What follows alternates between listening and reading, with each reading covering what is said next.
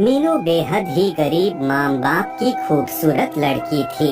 वो ज्यादा पढ़ी लिखी नहीं थी क्योंकि उसके माँ बाप अक्सर बीमार रहते थे, जिसके कारण उनके पास पैसे नहीं रहते थे। तब तक मीनू 17 वर्ष की हो चुकी थी। उसके शादी के भी खर्च इकट्ठा करना था। बूढ़े माँ बाप की सहायता करने के लिए मीनू ने काम ढूंढना शुरू किया। ज्यादा पढ़ी नहीं होने के कारण कोई ऑफिस में काम नहीं मिलता। तब उसे एक बड़ी कंपनी में काम करने वाले व्यक्ति सुमन के यहाँ खाना बनाने का काम मिला, जो फुल टाइम करना था और महीने का 8,000 रुपए तनख्वाह मिला था। धीरे धीरे समय बीतता गया। इसी बीच मीनू को एक लड़के से प्यार हो गया। दोनों ने वादा किया कि शादी कर लेते हैं। दोनों के परिवार भी राजी हो गए, लेकिन एक अड़चन आ गई कि दहेज के लिए 50,000 रुपए लड़के के पिता ने मांगे। मीनू बेहद गरीब होने के कारण वो इतना पैसा नहीं दे सकते थे,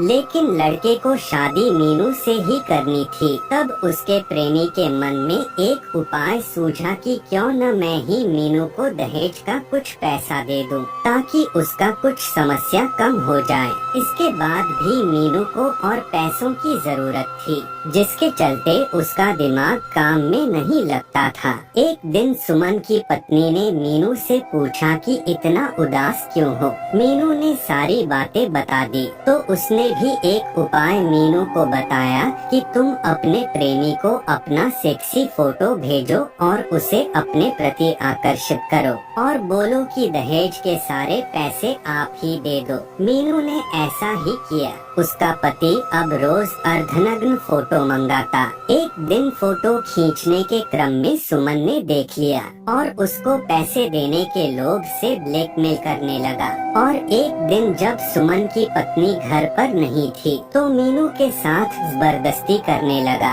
और उसके साथ संबंध भी बनाए। सुमन ने मीनू के साथ जबरदस्ती तो किया ही, उसके बाद उस पर ही अपनी पत्नी के सामने आरोप लगा दिया कि ये ही मेरे ऊपर कई दिनों से डोरे डाल रही थी और जब मैं नहीं पिघला तो मेरे ऊपर इल्जाम लगा रही है। बेचारी मीनू अंदर ही अंदर मर चुकी थी, लेकिन उसके होने वाले पति ने उसका साथ नहीं छोड़ा और दोनों ने शादी की और खुशहाल शादीशुदा जिंदगी जी रहे हैं। वीडियो अच्छी लगे तो लाइक, कमेंट, शेयर और सब्सक्राइब जरूर करें।